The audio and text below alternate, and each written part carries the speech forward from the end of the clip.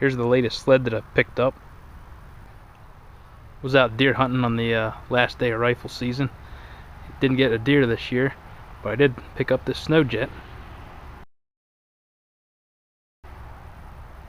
From what I can gather, I think it's a 1972 Super Jet. It's a wide track.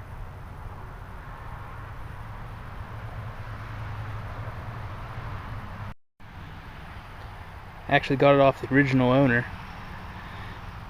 Bought it brand new and rode it for a little bit, and then for the past good amount of years just basically sat around. For a while it was in a garage, then eventually it got relegated to outside watch, and that's kind of how it got in the shape it is now. Mice have definitely been at work.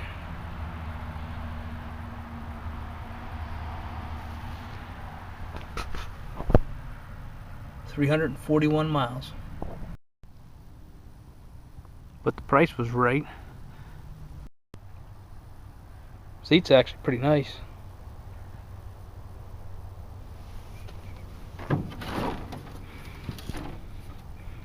Needs a new belt.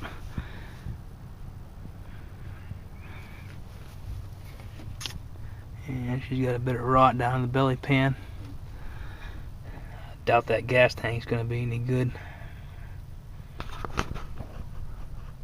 And a little bit of a hornet's nest. Looks like a Yamaha motor. Seems like it rolls over half decent with good compression. And that track looks pretty sketchy though. There's some pretty deep cracks in it. I don't know how long those metal bars in there are going to last either.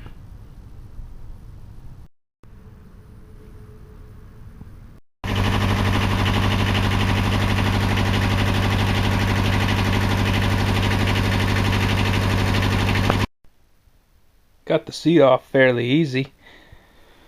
Gonna have to put some kind of vinyl conditioner on here to try and soften that up.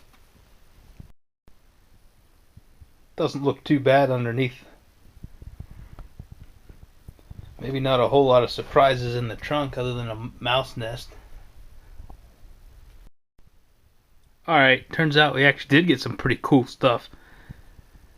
We got some Pendrake snowmobile motor oil, SAE 40. I wonder if this is like not even two-stroke. Pennsylvania Refining Company, Butler, PA. Nice. Seems like it's full too. We also got some Holley carburetor spark plugs. I did not even know Holley had their own brand of spark plug. It's a Holley. And then we got this. It was at the bottom of the mouse nest. I think it's a toolkit.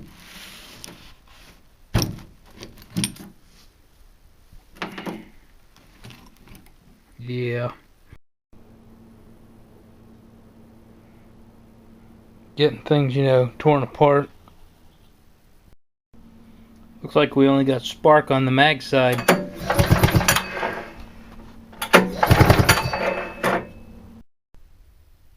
It's hard to see, but the track's not in that great a shape, but the front drivers are basically disintegrating just from towing this thing down the yard and rolling the track over. They're starting to break apart. So we're gonna have to figure out how to put a new track in this thing, and from what I can gather, there's not a direct replacement for these Snowjet tracks, which is kind of a shame because this thing's pretty cool. It's got the name dropper track with the Snowjet logo put in reverse, so it prints the name legible on the snow. Yeah, there it is. It's pretty cool. Well, if you see all that, that looks like 20-year-old gas. So, looks like we've got a hole through the bottom of the belly pan gas tank. Not sure there's any saving that. Probably have to put an auxiliary gas tank on it. If I can't get this track out pretty soon, Sawzall's gonna come out. Man, what a job that was. Had to take that driver apart with a hammer. Finally got it. So since that track is on its way out, I mean it's still together in one piece. I guess it's not that bad, but the drivers were shot. So we gotta try and fit something else in there. I'm thinking a Panther track might be about the closest we can get. Well, through some very careful measurements, it looks like we might have a winner there. Got some minor details to work out. Basically got to put a hexagonal peg into a round hole to swap drivers around. Nothing the press can't handle. Nothing goes easy.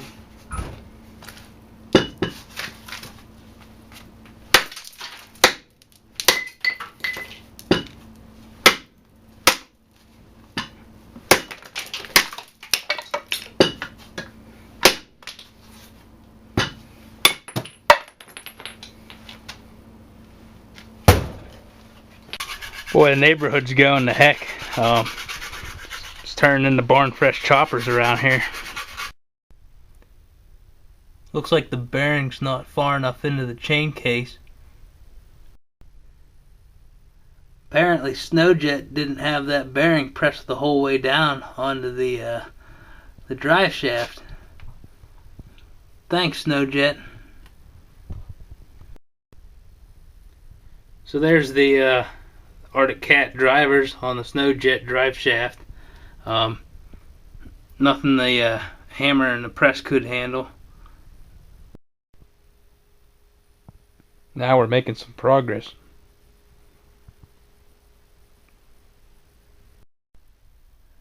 When it's 11:30 at night, you know your standards for bolt hole locations kind of drop off a little bit.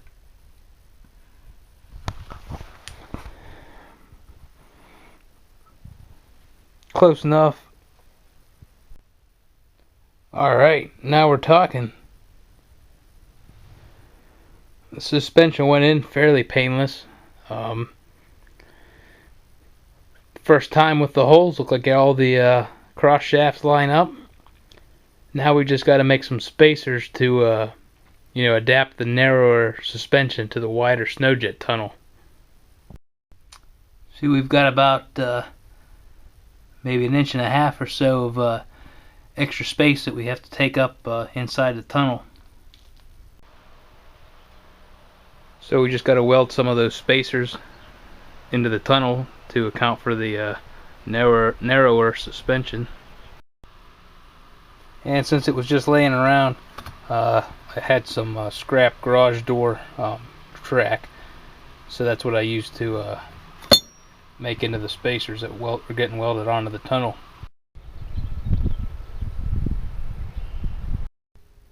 There it is.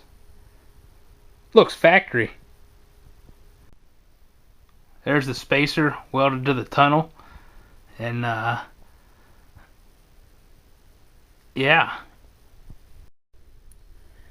there's not a whole lot of clearance between the top of the track and the tunnel, especially when the suspension compresses, but we'll worry about that when we get there.